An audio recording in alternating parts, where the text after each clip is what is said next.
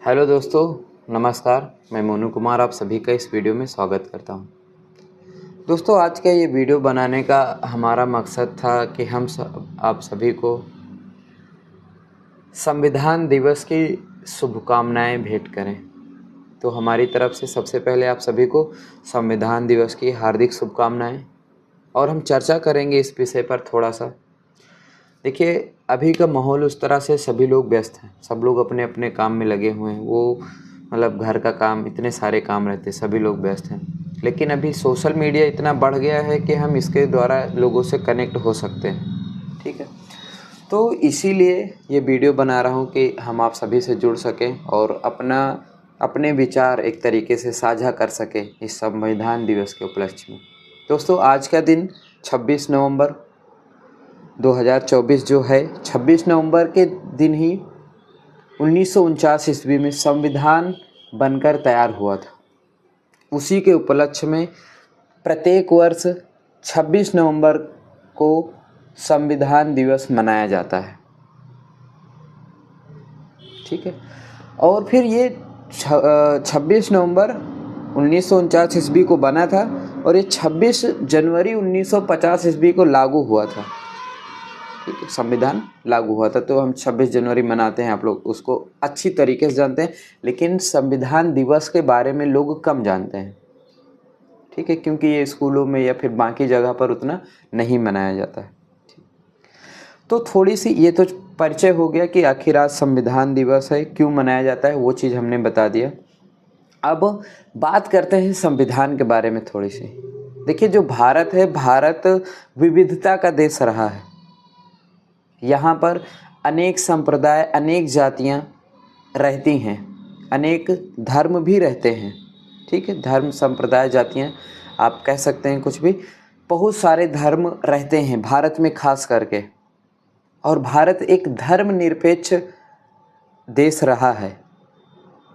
और धर्मनिरपेक्ष का मतलब बहुत बार लोग ऐसा समझते हैं कि किसी भी धर्म को नहीं मानना होता है, बल्कि इसके बिल्कुल विपरीत होता है। धर्मनिरपेक्ष का मतलब होता है कि सभी धर्मों को मानना या फिर सभी धर्मों को स्वीकार करना, सभी धर्मों को बराबर महत्व देना होता है। चूँकि यहाँ पर बहुत सारे धर्म हैं, भारत देश में बहुत सारे धर्म हैं, हिंदू, मुस्लिम। और हमने देखा, या आप सभी ने भी देखा होगा कि प्रत्येक धर्म में किताबें होती हैं, उनकी अपनी पवित्र पुस्तक जिसे आप कहते हैं, या फिर हम भी समझ सकते हैं कहते हैं। और उन धर्मों में प्रत्येक धर्म की जो पुस्तकें हैं, चाहे हिंदू में हो, चाहे मुसलमान में कुरान हो, चाहे हिंदू में रामायण, रामचरितमानस या फिर गीता, जो भी हो, कई बार ऐसा देखने को मिलता है कि प्रत्येक धर्म की पुस्तकें अपने धर्म के हिसाब से व्यक्ति को कार्य करने के लिए निर्देशित करती हैं, एक तरीके से कि उन्हें क्या करना चाहिए, क्या नहीं करना चाहिए। और बहुत बार देखा गया है कि ये जो धार्मिक पुस्तकें हैं, इनमें असमानता भी दिखाई देती है। इनमें लोगों के बीच भेदभाव नज़र आता है, इसमें ऊंच नीच नज़र आता है, चाहे हिंदू धर्म में हो, चाहे मुस्लिम धर्म में हो, ऐसे करके बहुत सारे धर्मों में होता है। ठीक है, इसमें व्यक्तियों को समान नहीं माना गया है, एक तरीके से आप ऐसे समझ सकते हैं।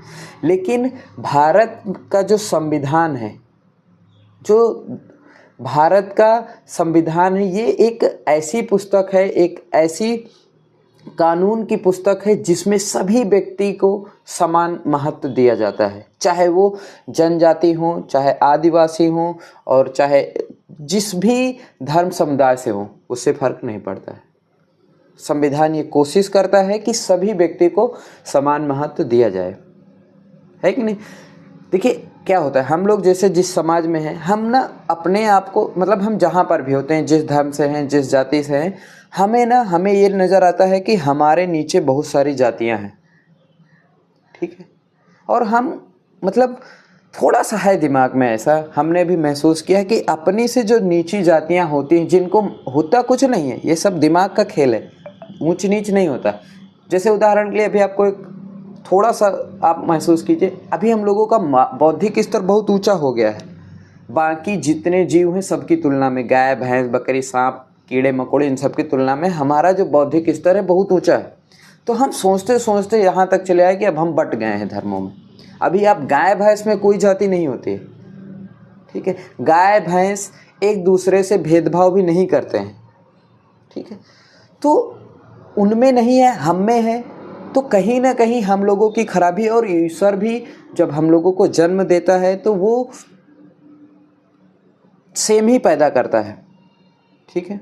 किसी के माथे पर कुछ भी नहीं लिखा होता। हम यहाँ पर आने के बाद में बढ़ जाते हैं, कोई हिंदू हो जाता है, कोई मुसलमान हो जाता है, कोई सिख और कोई ईसाई हो जाता है, ठीक है। तो मेरा सीधा सा कहने का मतलब ये है कि जो धर्म है वो कहीं ना कहीं हमें बांटते हुए भी नज़र आते हैं, लेकिन संविधान में ऐसा नहीं है। इसलिए मेरे हिसाब से तो भाई खास करके सबकी अपनी राय होती है। मेरे हिसाब से खास करके सभी धर्मों से हमें तो श्रेष्ठ है संविधान, क्योंकि इसमें सभी जातियों और सभी धर्मों के लोगों का सम्मान किया जाता है। इसीलिए हमारे लिए तो खास करके संविधान श्रेष्ठ है। आप खुद विचार कीजिए, और हमारे हिसाब से एक सोच मैं सोचता हूँ, और आप भी सोचें क्या सही है क्या गलत, आप बताएं हमें कमेंट करके। और वो ये है कि जो धर्म होते हैं, कई बार धर्मों में गलत भी होता है, ठीक है। बहुत बार गलत भी देखने को मिलता है कि किसी किसी धर्म में ये चीज़ गलत है। तो हमें चाहिए, चाहे वो हिंदू धर्म हो चाहे मुसलमान, हमारे हिसाब से फिर उस गलती को हमें स्वीकार करके चलना चाहिए, उसे बदलना चाहिए और आगे बढ़ना चाहिए, ठीक है। तो इसी के साथ फिर से आप सभी को संविधान दिवस की हार्दिक शुभकामनाएं। आप सभी खुश रहिए, स्वस्थ रहिए, मस्त रहिए। Thank you for watching my video.